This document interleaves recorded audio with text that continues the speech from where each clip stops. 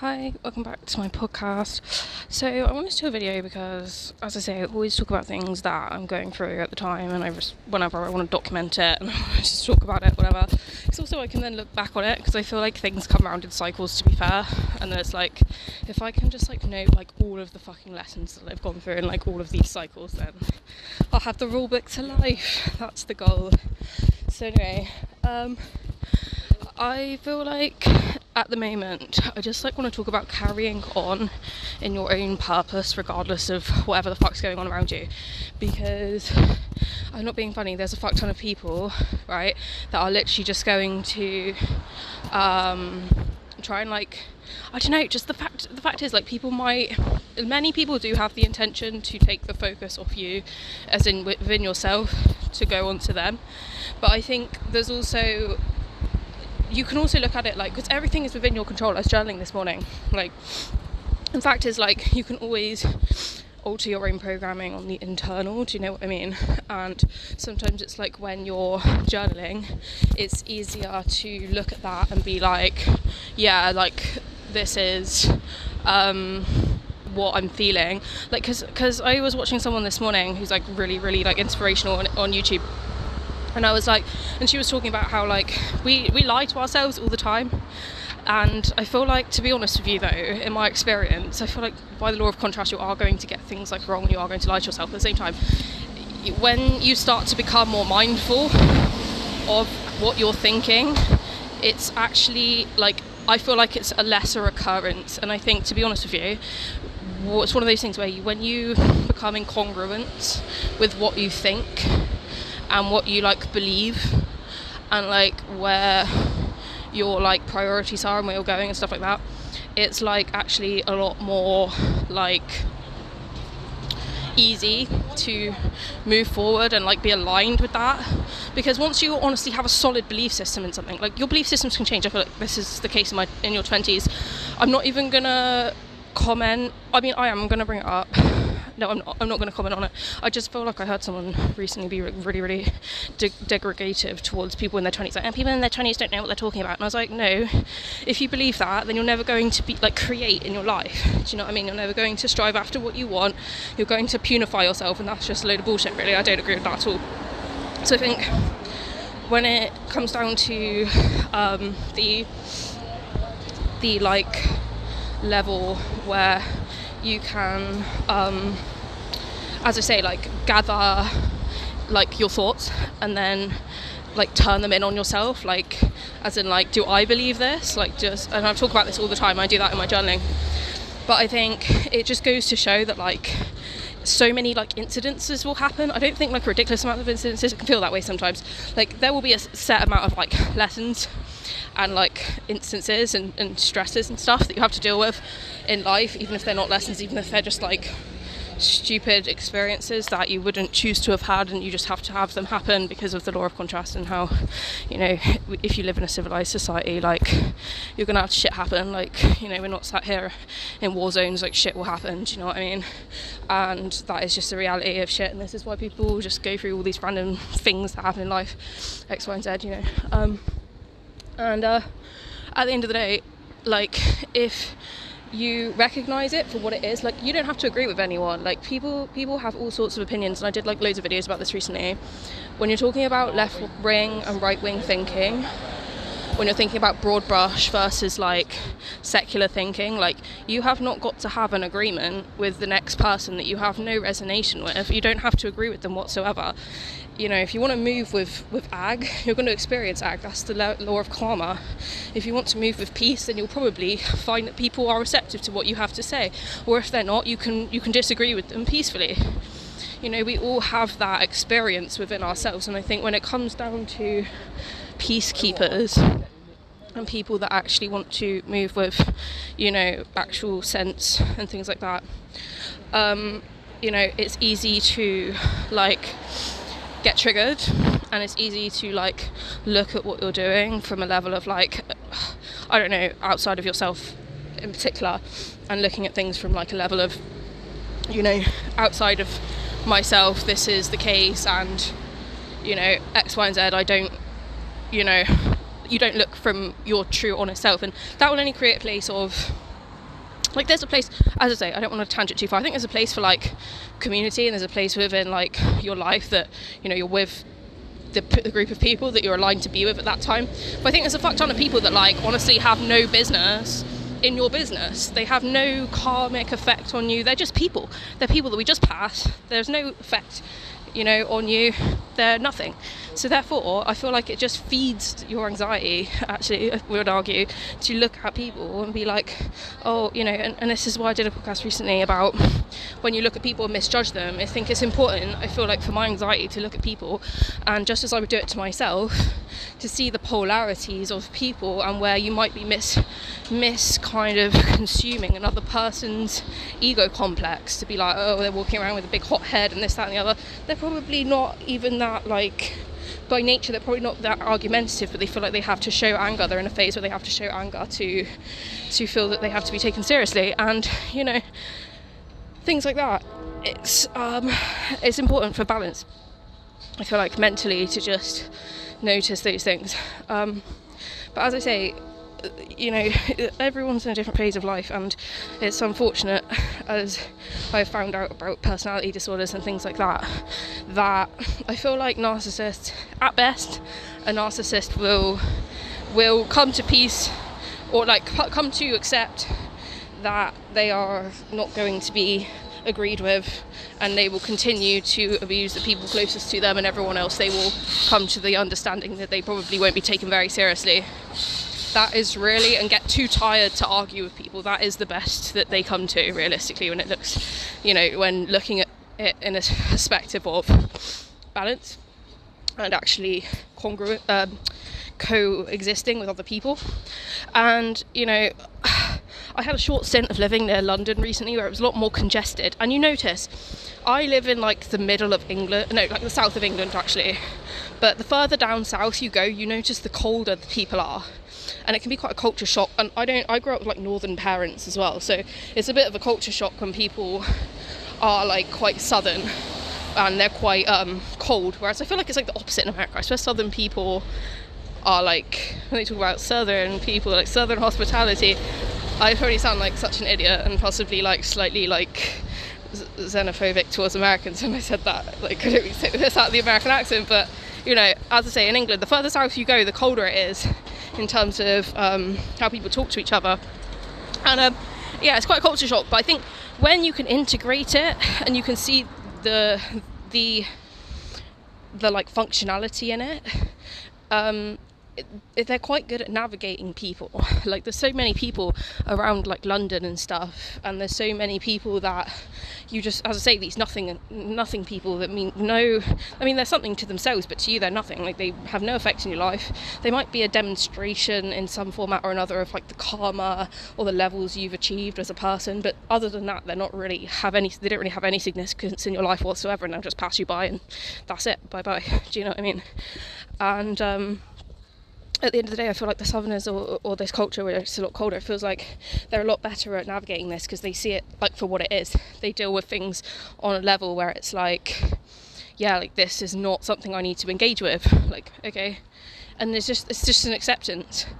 And it's so healthy because I feel like, as someone that, I'm not even a people pleaser, I would say, by nature, but I grew up with a people pleasing mother, and I feel like I've had to fight my people pleasing urges and my like urges and my obligations, my mental belief system obligations to like appease other people's state of mind for like no reason whatsoever, for the benefit of my own health and the necessity of my own well-being and health. You know, and obviously that's just delusional, and a lot of people will enjoy that massively and like to cause chaos in other people's lives, don't we know? But as I say, it's a level where, you know, you have to carry on regardless of what is happening. And I've literally done many, I would argue, podcasts and videos along these same lines, but it just comes around again, and it's like, it's a different situation. And it's like, you know, people do real shocking shit and real bad shit and stuff that, you know, you go through things where you get traumatized by it and you think, oh, like, why did I have to go through that? Like, this was nothing to do with me. I did nothing to provoke this situation, and yet I've had to go through all this trauma. Do you know what I mean? I've got my own things going on. Don't you fucking know? Some people don't care about your priorities. this is what it comes down to. This is where I'm reminded of this fact that some people don't care about your priorities. I think on a level, when people are healthy and when people are balanced on a human being to human being level, I think there's just this level of like, all humans on a fucking social level have to acknowledge each other where they are, and that's not necessarily that's just a very, very basic social level. I think that's just like the level that we're like designed to interact on. And I think when it comes down to like actually being in a place where you can notice that people on a level will not care where you're coming from, what you're dealing with, or what you're doing, you can then look at it and be like, okay, well, I actually have to be my own priority in this situation. I have to put my best foot forward, and at the expense of other people, if that may be the case. Because I think it's one of those narcissistic contrast polarity things where, like, you've got a fuck ton of people that are doing everything they can to squish the person next to them for no reason whatsoever besides the fact it feeds their personality disorder. And then you've got a load of other people that are just like casually bypassing through life, and it's like there's this just feeling, in a sense, by the law of contrast in the world, because a lot of other people doing it way too much, but there's just a fuck ton of people that don't, it appears that there's no room to just move without having to, and create that space for yourself and hold that space for yourself, because you've got really people that are taking all the space up. Do you know what I mean? But then you think, like, I talk about narcissists, but let's look at it from a level of like, you get a bad egg anywhere, right? You get a bad egg in a mum group, you get a bad egg on the street, you get a bad egg in a relationship, you get a bad egg in a friendship group. Think of all those bad eggs, that come together, and how many bad eggs there are all together that are causing some havoc or chaos in life. Do you know what I mean? And then it's like, do you know what? At the end of the day, I don't need to make space for the bad egg. If the bad egg is the bad egg, let the bad egg be the bad egg. I'm sure I'm the bad egg in a lot of places, and I'm okay with that. Do you know what I mean? Because I'm not here for your comfort. Do you know what I mean? I'm here to be in my own space and power. So realistically, if you don't like that, get out the fuck away, or don't fucking bother me. Do you know what I mean? Or if you do feel way rough, I'm okay with that. And at the end of the day, like, everyone else is going to feel the same, to be honest, regardless of if you've got personality disorder or not. But at the end of the day, I have to argue that narcissists are usually the space of where this situation comes to. And as I say, I wouldn't expect this to necessarily change, because I think when it comes down to like the law of contrast, and when it comes down to like a lot of things tend to like make I wouldn't say make logical sense. Like, you get a fuck ton of good people and then a bad egg, basically. I feel like that's just the rule of life in a lot of places and times. But then when you look at it from a level of that you can, God, I should not walk around when I'm doing my podcast because I always lose my train. Having ADHD does not help me at this point. So when you look at it from that level, you can see it at a place where you can think, okay, well, regardless of who the bad egg is in the situation, I deserve to hold space for myself. And I think it comes down to, when you talk about, I did like a whole mini series on like narcissistic business and like dealing with people that are narcissistic and how they treat their narcissism like a business. Like, are you going to, become an employee to my narcissistic system right now, or are you not? Am I going to fire you? Do you know what I mean? And if that person is really dark, it'll be like, how much can I torture this person that is obliged to be within my narcissistic business, like a mafia boss? Do you know what I mean? That is the way that they run, and unfortunately I've come to peace with that.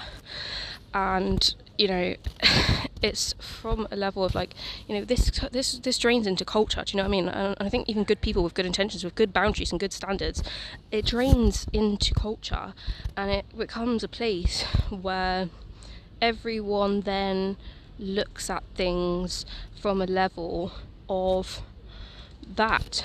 And I like to sometimes go back to the fact that your sexuality is your power. There's a very, very strong correlation between your sexuality and your power.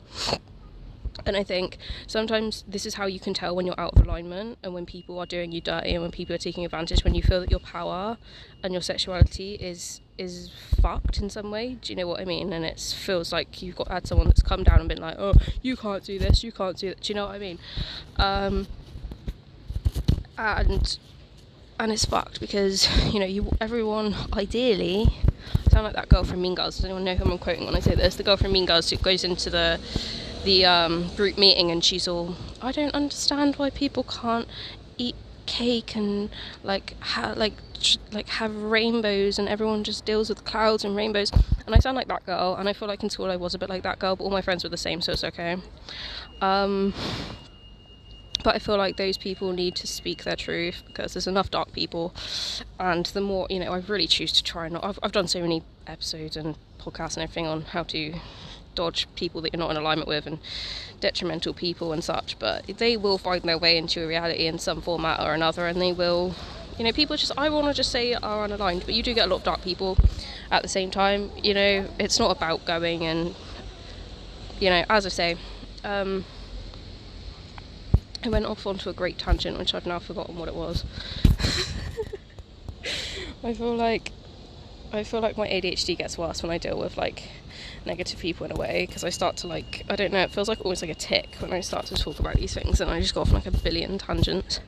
But at the end of the day, it's like, I watch a lot of people that when they talk about narcissism and they talk about, you know, the way that kind of stuff works, I have heard that we all have a healthy level of narcissism. This is the provisos that I went on, but I then have seen later on that we don't all have a healthy level of narcissism. Some people just have narcissism and some people don't have narcissism.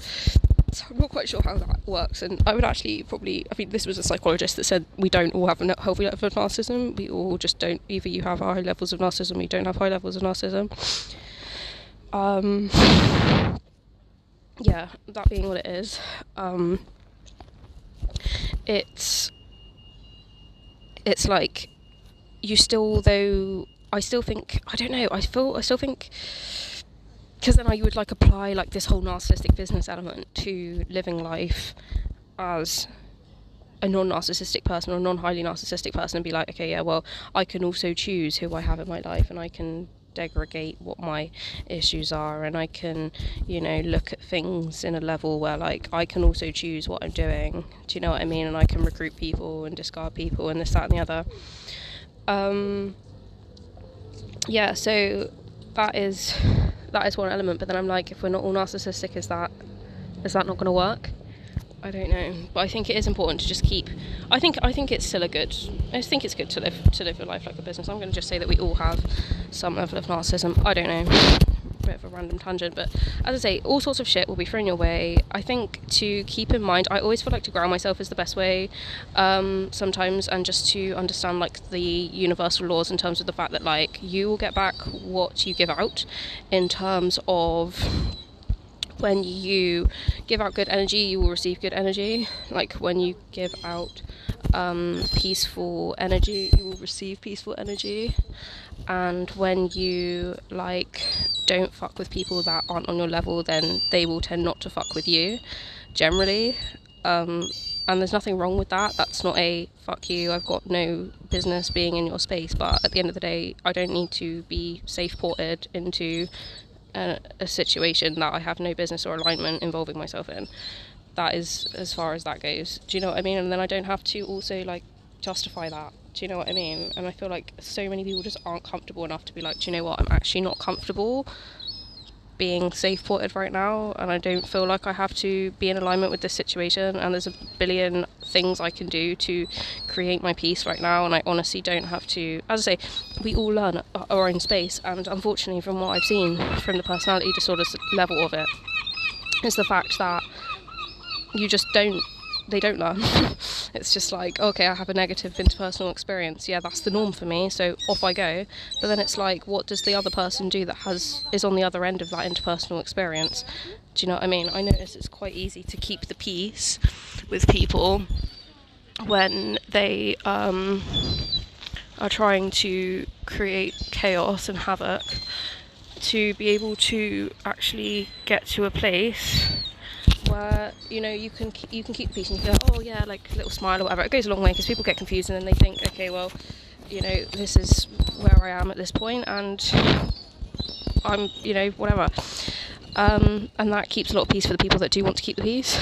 But otherwise, you know, I would argue that you do really have to try to when you manage yourself, do you know what I mean, to keep the peace and to manage your own experience in a way that is best optimal for you. And when I was journaling this morning, like, you know, I feel like it's so easy to internalize other people's projections, and like you do eventually take them on, unfortunately. Like, I think if you keep note in your own like journal or your own like state of mind, and however the fuck you do that, I feel like journaling is the best way for me, just to keep on track of like what your current belief system is, or what you can't integrate. Because the brilliant thing about your ego is that when you can't integrate a truth, you literally just sit there and you can't really integrate it, and it's just sort of there, and it's just sort of you know, present.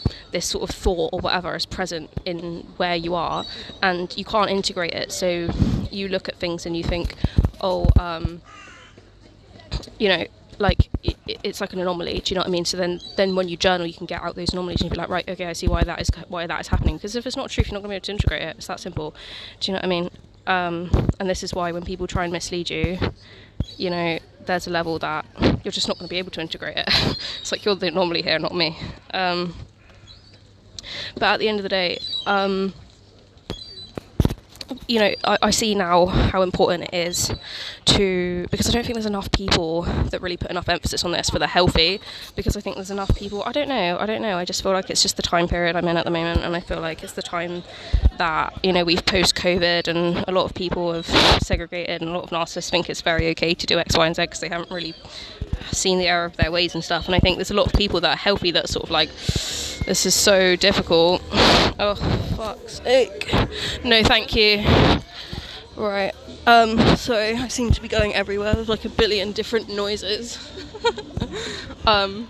So yeah, like I think it's really difficult to go and actually see the truth of what is happening in a situation where you are misguided from, you know, other people's opinions. And I think when you have other people's opinions that are literally just sat there like, you know, bombarding you, you don't look at things, you know, from a perspective. You look at it from that perspective, and people know this, do you know what I mean? And it's really challenging, but I think you can always rectify that. And I think there's actually a lot of like internal like standpoints that I have that are like deeply rooted that I still haven't like corrected from negative people. And people know there's a lot of people, and then you get people that are like really fucked, and they will see the way that you can like bash someone and like abuse them, and like then they will take on your mentality. And it's like, no, there's a reason that I'm not taking on this mentality right now. If it's not a karmic experience, I'm happy where I am. Do you know what I mean? There's no reason why, you know, I should be changing my opinions on something. You know, I'm not in agreement with you, and some people just cannot understand that. I forget about this. Narcissists, they can't understand it. They can't accept it, and they can't understand that people aren't in alignment with them. This is why they're so challenging to be around. As I say, I have many relationships with narcissists, yeah, and I think the ones that are in alignment that I can tolerate, cool, that's fine. Do you know what I mean? Their ways may even benefit me in some format or another. Do you know what I mean? Their grandiose delusion, it might big up my self-esteem to some degree. Do you know what I mean? But at the end of the day, you know, when you've got people that are out of alignment with you, it's just a whole load of hell. And it's really not healthy to be around for any length of time, because it comes down to the fact that no one is made to be abused, and no one is designed to tolerate like adversity to a level that is overwhelming.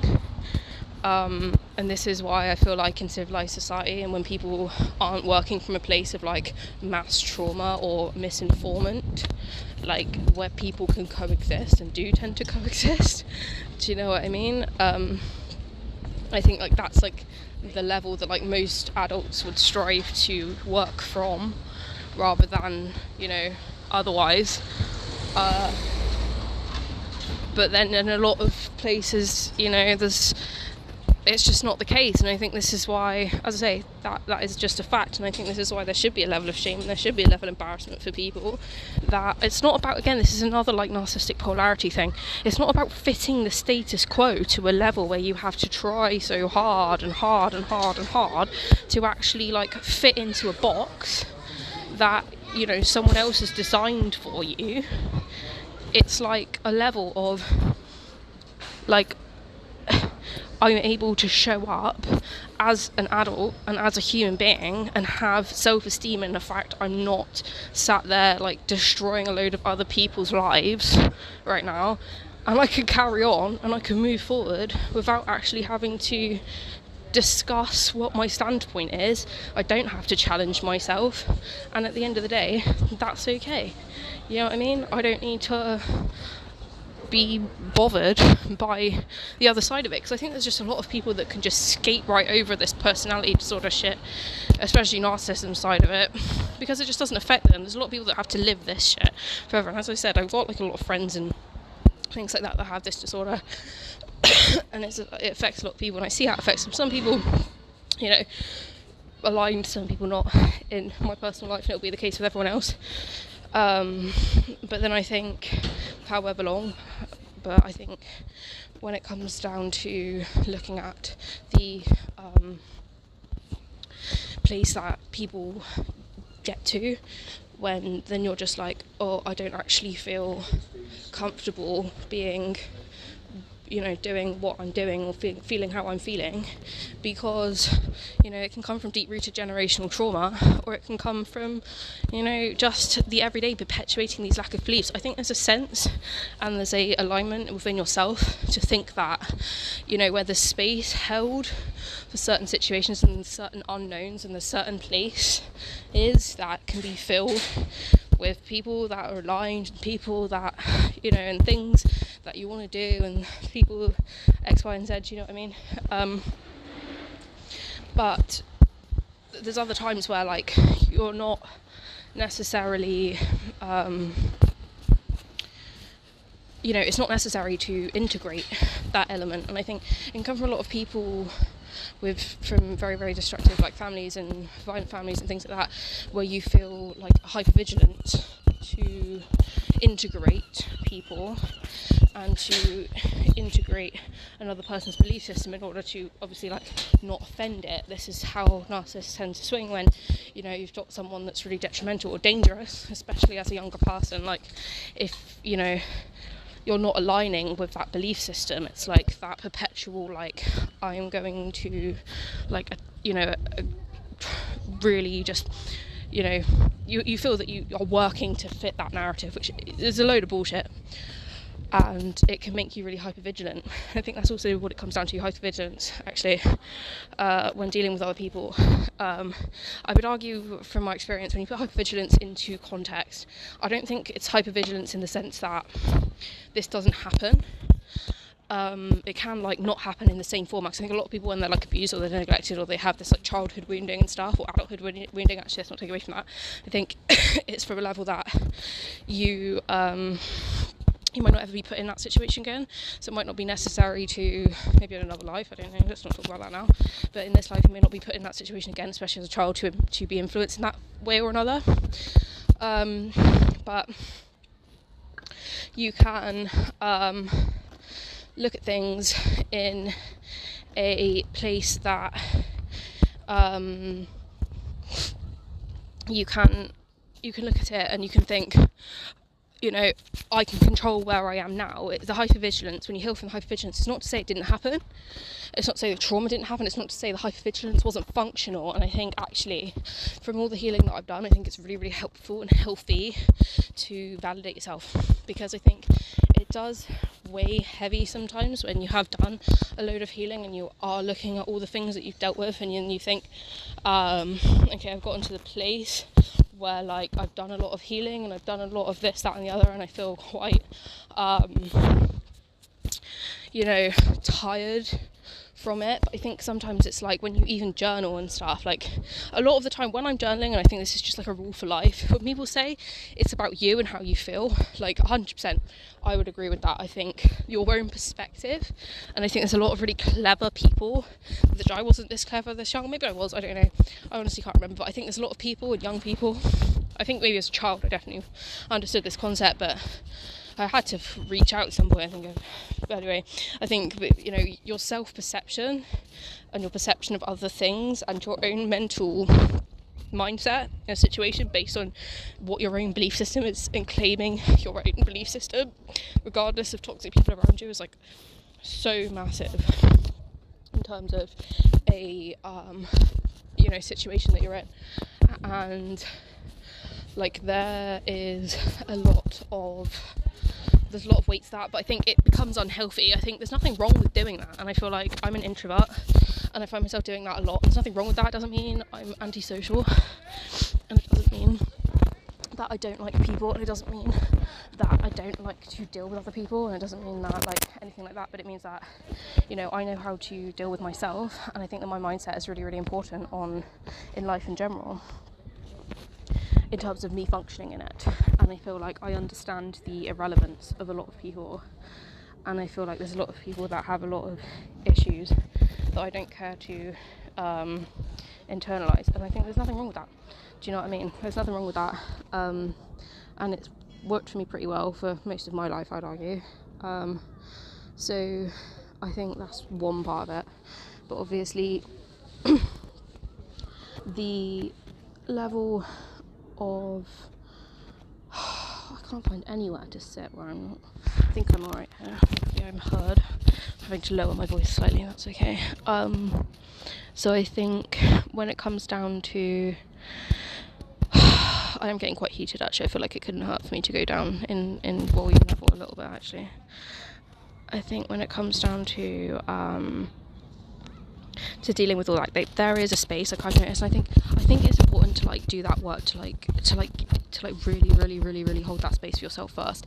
I think when it comes down to journaling and looking at what your mindset is, I think you have to 80% of life put your priorities. It's not about 80% prioritizing yourself, but I think on a level, 80% of your energy and your time and your thought process and everything should be on yourself. That's just a rule of life. And it's not to say, okay, well, I need to make space for that 20%. No, I feel like it will happen naturally, and obviously responsibilities and stuff happen and X, Y, and Z, do you know what I mean?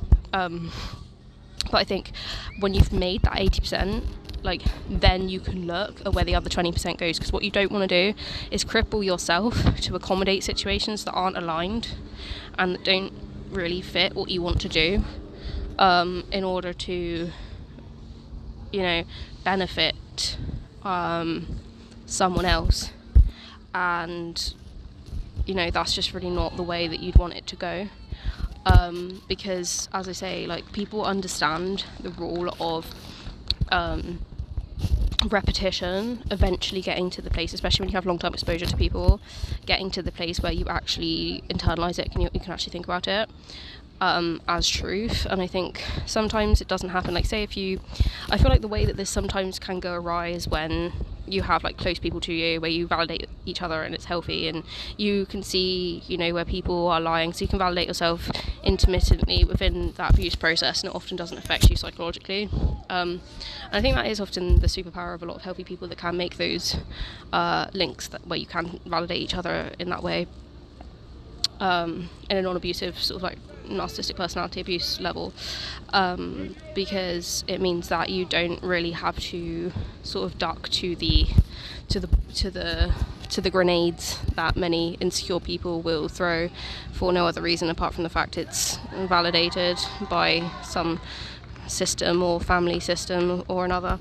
At the end of the day, it comes down to a system, like, you know, a business. At the end of the day, again, you know, you're either in a personal narcissistic business, or you're in a narcissistic personality like business of a group of people.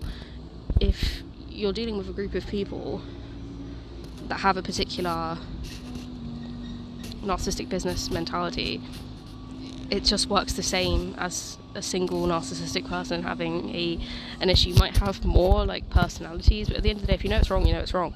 Do you know what I mean? And again, it comes down to, there's such a big difference between narcissistic groups and groups in general. Like it's a massive eccentricity when it comes down to dealing with narcissists. Like when you're dealing with a narcissistic group, especially when you look at the format of like, you know, bullying, and I would argue this comes to adulthood as well, and childhood, is the fact that, you know, when it comes down to group norms and it comes down to like what your belief system is, and when it comes down to like, you know, fitting a status quo level and not kind of disaligning with the status quo in some format or another, when you're dealing with a bunch of narcissists, that situation is the status quo is going to be we abuse, but then when you come to a healthy group of people, that's not going to be the status quo level. And I think there's a lot of people that worry in social situations, not maybe like when you've got like your steady group of people, like that's fair, and I think that, to be fair, like when you have your people,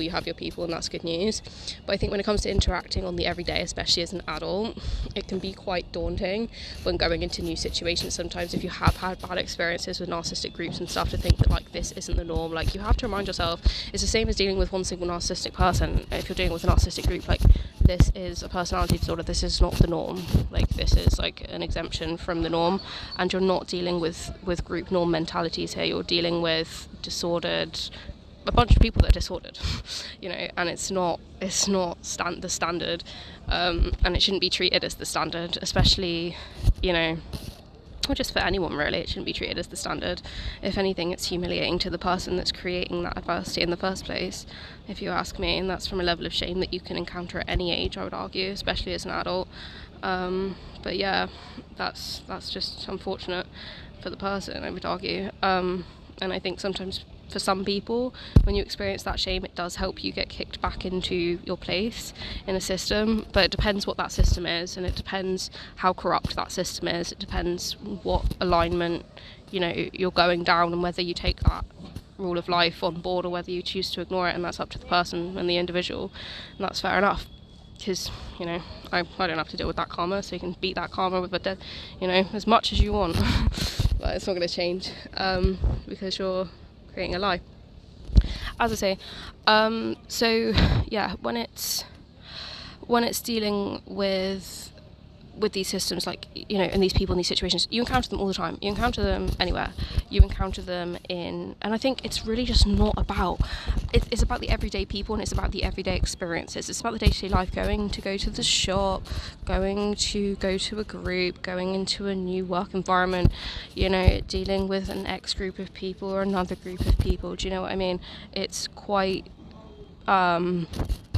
easy to look at things from a level, and it's easy to increase your anxiety if you have like a bad experience. But it's just really important to like debrief with yourself and find your truth and realize why you are getting uncomfortable with the situation, and understand what your core value is and your core belief system is about this situation. Does it actually resonate with you, or is this just an indoctrination of what you've actually experienced and how you've perceived things in the past?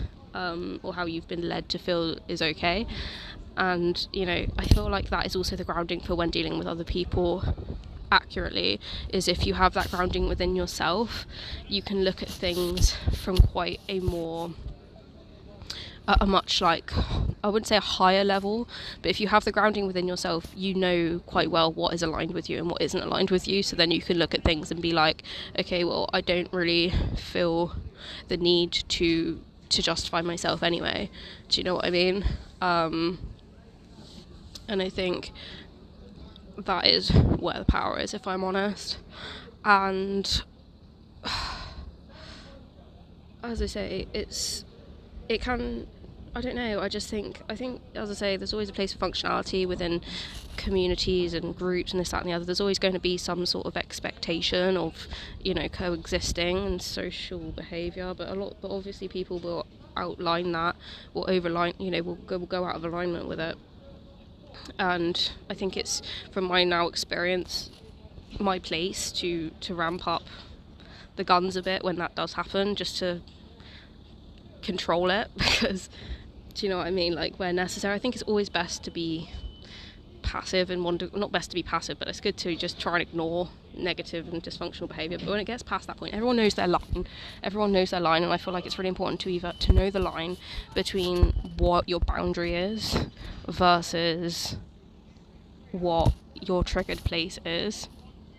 And I think, because otherwise you're then going out of line, and I think the more negative supply you attain to a person who's unhealthy, the more you're going to sink to their level, and they're going to enjoy it, and they're going to just get what they want, and it's never healthy. So I feel like always just like lean on your closest people if you rear towards rage like myself, just to be like, oh yeah, I really just like don't have to fuck with this right now. And I think, and it was something also as well, I feel like, which is a line that came from my journaling session this morning, and I think it was that when you feel obliged to put yourself in a situation that you're uncomfortable in, it's actually not, I think it's one thing to like grow yourself and like choose to grow yourself through an experience and think, right, well, I choose to put myself in this place where I'm like slightly out of my comfort zone, and I'm going to put myself into my growth zone or my fear zone and this, that and the other. But when someone is safe porting you into a boat and a situation that you don't choose to be in, there is no reason why you have to be in that boat. Do you know what I mean? You have the right and the choice to decline. And then I looked at this thinking like, well, there are certain situations where, you know, to account where sometimes you do just naturally feel pushed into doing so. It's like when you have like a sort of an overly attitude-y person that you're dealing with, and you're sort of like, okay, fine, well, yeah, I'll just X, Y, and Z, something small that, you know, shouldn't really matter. Do you know what I mean? Something like, okay, if someone just like, you know, so you're in a queue, right, and you don't like move forward, and someone says to you, like, for the stuff behind you, move forward, and you're like, okay, yeah, oh, sorry, I didn't see that I had to move forward. Do you know what I mean? And you think, okay, that was a bit weird, but like, obviously that's a bit rude, but you know, I'm just gonna move forward anyway. Yeah, it's like a small but relevant example. I feel like it's always in the small things, and it's in the micro experiences where like the real like truth and the real peace comes out from these situations. And I think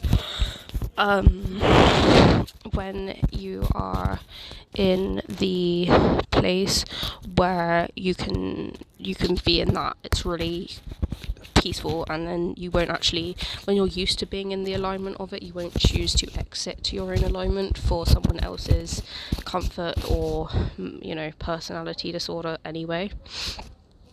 And that's, I feel like, how everyone, especially as an adult and a child actually, should live their lives, and they shouldn't look at situations and allow I mean, it's one thing allowing, as I say, this is something else that I've really truly, and I think completely integrated at this point, as to say, a lot of people will create this, you know, when no one is designed to be abused, like, you will experience what other people kind of will try or do inflict upon you in one form or another, if that's what's supposed to happen.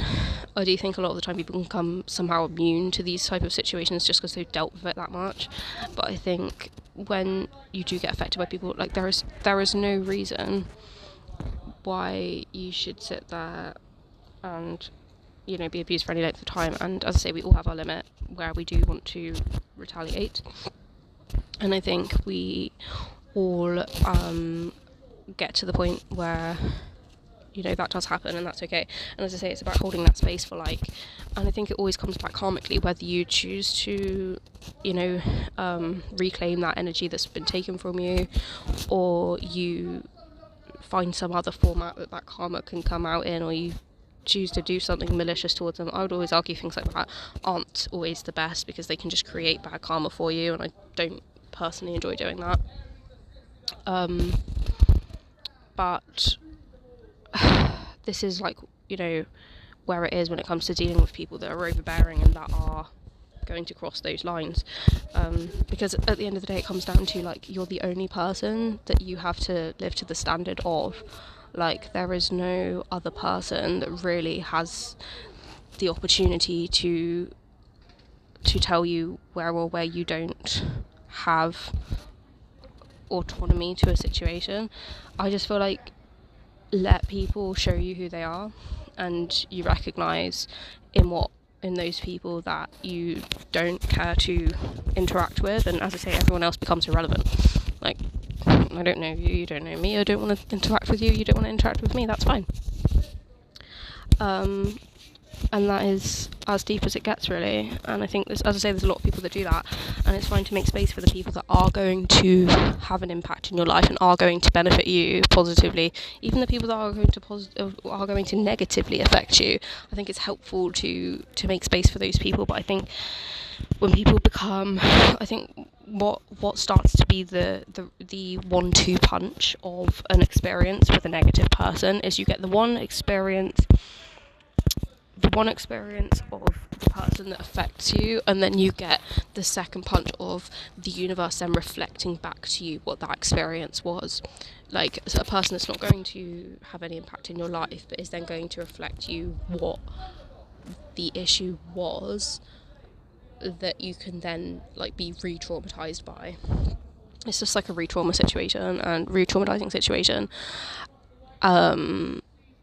And I don't know, I would just argue there's like no place in life realistically that you shouldn't like be able to just sit in your full comfort and space. Realistically, there's enough toxic people that fucking do it. Why do you get to be in your own fucking alignment and I don't? That's exactly how narcissists work. One way for me, another way for you. Well, whatever, like, I'll feel the same, and I don't have to align with you about your belief system either. So there we go, you've like cracked the Da Vinci Code on that one. As I say, and yeah, it just comes down to that. And I think you just have to carry on. You have to carry on anyway. And I think it's one thing, like, you have to carry on if you're wounded as well. I think you have to just carry on, and you have to just take your time to journal as well, and you have to do your self-care, and you have to reflect back on it. I do think there is definitely a place to heal from the wounds that you did not inflict upon yourself. But I think it's also important to carry on in the everyday. If you've had like a negative experience, just carry on from that situation.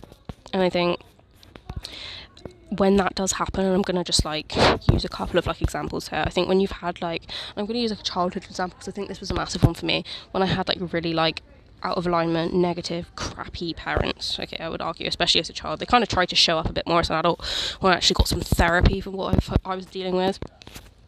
But then obviously when, you know, I was dealing with that, useless, basically, I would argue, detrimental, I would even go to the extent of, you go up and then you try and just do the school thing that everyone does, you know what I mean, and you then get reflected back at you, like, all of these negative connotations of how you have become, like how your self-esteem is lowered, how like you don't feel comfortable to set boundaries, how you might appear overly quiet and unable to assert yourself. Do you know what I mean? And it's really like disheartening when you know that in alignment and in your full health and truth, like, you wouldn't be like that, and you would be in your strength. And I think this is why I have such a drive as an adult to really stay in my truest alignment and in my healthiest space, which is not going to be from necessarily a place of, it's like, I know when I'm going to get triggered and I handle my triggers, but I allow myself to get triggered and I allow people to see me getting triggered, because that's crossing a line. And I think a lot of people become numb to their triggers, and they become numb to how they react to things, because they think they have to shrink themselves down to meet some sort of like unknown standard, which usually doesn't exist, and it usually comes from a place of just like ultimate fear and like, you know, just isolation from everything else. But the fact is, as an adult, you know, I feel like as a child I very much like hid in the background with my like strange, like, I wouldn't say strange friends, we were all very nice people. I think there's a lot of people at school that aren't very nice. I was just friends with like the nicest people, and like we were all like, some of us, I don't know, most of us were quite shy people and anxious, and I think that was a good excuse for me to, I think I went to 2 schools. My first school I was more social with like the masses, but then I did get affected negatively because I didn't have very strong boundaries, and I was affected on an empathic level by the masses. So then when I went to my second school, I really just tried to like really isolate from like the masses and the people that I didn't really want to have communication or interaction with at all. I think as an adult you have to find that healthy medium to think that, yeah, I can spend the vast majority of the time with my people, but at the end of the day I do have to socialise with the masses on some level or another. And I don't want to have a wounded inner child going, oh my god, no, I have to hide in the corner and I have to move away and I have to this, that and the other, and I have to be overly empathic to people that are clearly delusional because I don't know any other way. I don't want to, internalise the abuse of someone that's completely pig-headed and that has no business explaining to me how they feel, because I have no interest in it and they're completely out of order trying to explain it to me. I don't want to allow those wounded inner child level, because I noticed this other thing as well called an inner adolescent, and I literally never considered it a thing, but I feel like my wounded inner adolescent was like a huge part of my early adulthood. I was an absolute, I didn't understand it, I was so hot-headed, and I was so easily triggered, and I was sometimes extremely disassociated. I would sort of flip-flop between extremely disassociated and on the verge of a panic attack or having a panic attack, to extremely hot-headed and extremely opinionated and extremely angry sometimes, and extremely the life of the party and really performing. And I feel like a part of that still obviously lives within me, because I don't think my inner adolescent is actually that healed, and I'm okay with that. Do you know what I mean? Life is a process, and I'm okay to admit that, because I feel like I'm still a functional human. But I think during my adolescence I was that was during my I would like to isolate phase. I would like to keep myself to myself, and to be honest with you, every adolescent is quite vulnerable, and I think if I do have that level of self-protection, I'm okay with that, and I don't need to explain that to anyone. So as I say, I'm really covering a lot of shit here. I feel like this is just a very expansive podcast. I have moved to so many different spaces during this podcast, I have to say, which is probably why I can hear a lot of different background noises. But yeah, I think as an adult as well, I'm just talking about when you get reflected back to a negative situation. So you get a really overtly perverse, is that the right word? A really aggressive or negative person, and then you think, okay, I would rather not have to come into interaction with this situation, but then you become some form of, you may become traumatised by that situation. It's not abnormal, hopefully it doesn't have to happen that much if you don't have to encounter these people too much, but it does happen. I've had it happen recently where just unbeknownst to my higher self, I was going to become completely traumatised by a situation that I really could have done without. But life happens, and bad experiences hit you even when you don't want them to, and that's just the way it goes, unfortunately. And as I say, it is literally something. I started talking about my journaling situation, but it's showing up for yourself even when you have been traumatised and you have had these situations that are traumatising, and that you have been wounded by situations and it carry on anyway, but you show up for yourself and you deal with things that are lifing, but you, because it's this thing I've seen a lot on Pinterest and stuff, you can simultaneously have hurt but also carry on. Do you know what I mean? You can be hurt and you can still carry on. You can be very hurt and be unfunctional. That is a thing. So they can be two coexisting experiences. You can be traumatised but you can still carry on. You know what I mean? And this is something that I think I did start to do when I got help with my mental health, but I definitely feel like this is something that I'm carrying on doing at this point, because it still shows up, and I think regression and going back levels and back steps is just definitely not the goal. Yeah, and I think it's not about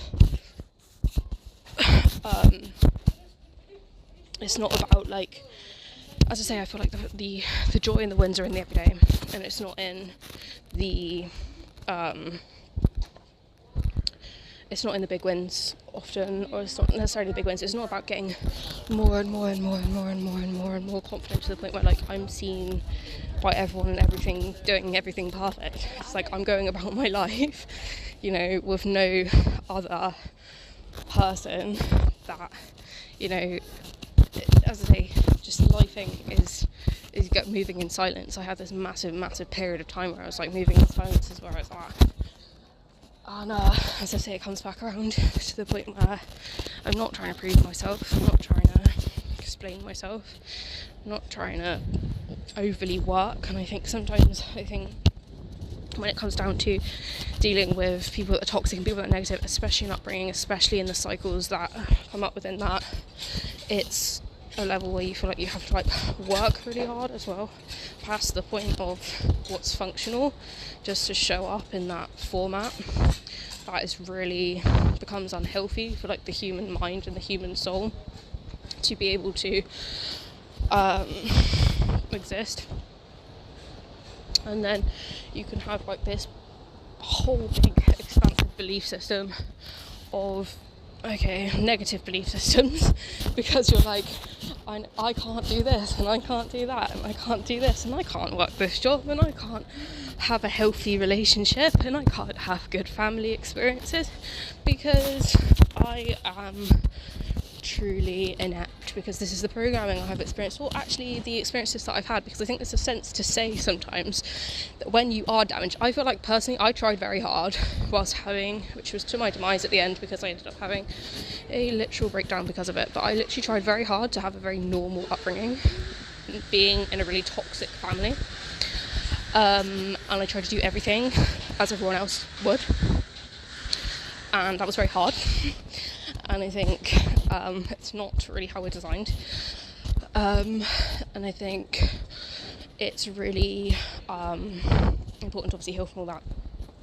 But I think when you have got situations, and I think it also sometimes from those experiences it's easy to then keep in mind that like if that's happened to you, it's going to happen, you know, outside of you. You are not your own particular experience. Like there will be other people that are experiencing the same thing, there are other people that are dealing with the same thing, there are other people that are doing the same thing as what you've experienced that was negative. And so to be, I wouldn't say on alert for that, I mean to a degree, yeah, not hypervigilant. This is the line that I'm kind of trying to find between hypervigilance and being aware and alert to one degree or another, because there's a lot of people that are just on that boat, and it is really harmful for people that come into contact with it. And a lot of people that don't even care either. It's just like, okay, cool, well I've fucked up this person's day, I've fucked up this person's life, I've fucked up this person's personal experience, I've traumatised the shit out of them. Do you know what? Life goes on. Do you know what I mean? And then they'll have the audacity, even in a lot of really, really malignant situations, to be like, either it's your fault this has happened, or, you know, I don't want to go down the fucking neurology and the lunacy of narcissism right now, but it's very much like, you know, it's your fault, or you need to change, you need to be different, like this is your, you know, fuck ton of projection basically.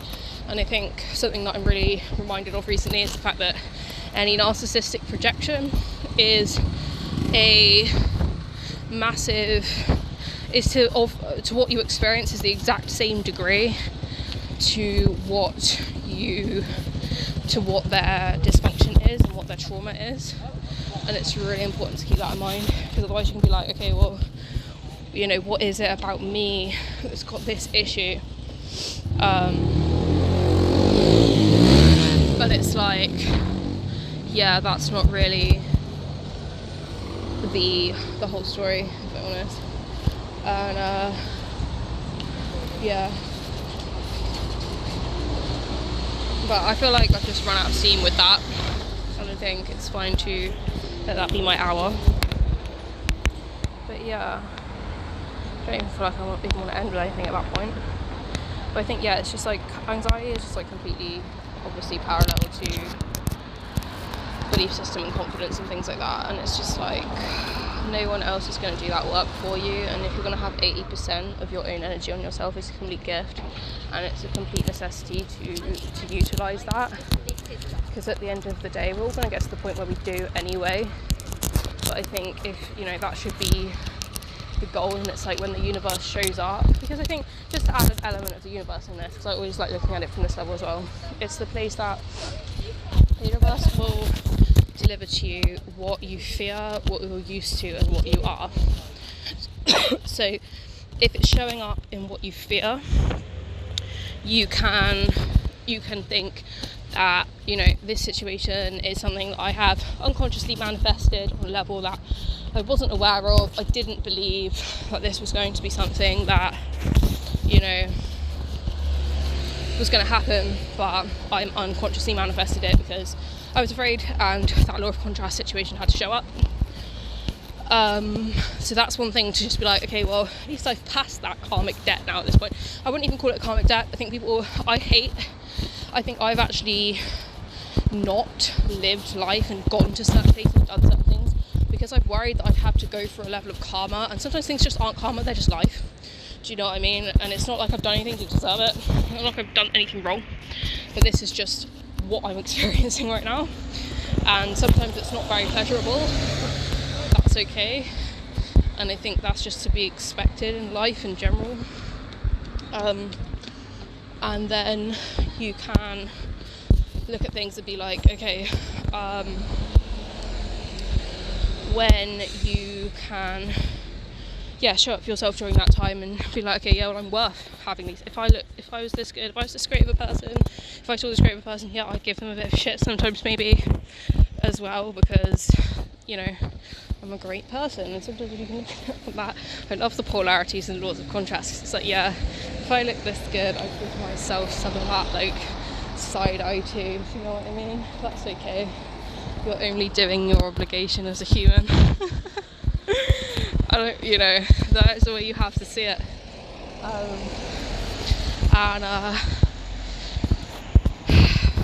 The universe, so it shows up with what you fear, what you are, in terms of what you attract what you are. So if you are showing up in negative ways, and people, are showing up in negative ways around you, it's like people can teach you a lot about yourself and your blind spots when you actually take the time to analyze what it is that they are demonstrating or mirroring to you. And sometimes this mirroring, it can be somewhat conscious, aka I am mirroring something that is not what my experience is, or they can just be unknowingly mirroring it to it. So you can actually be having an experience where you are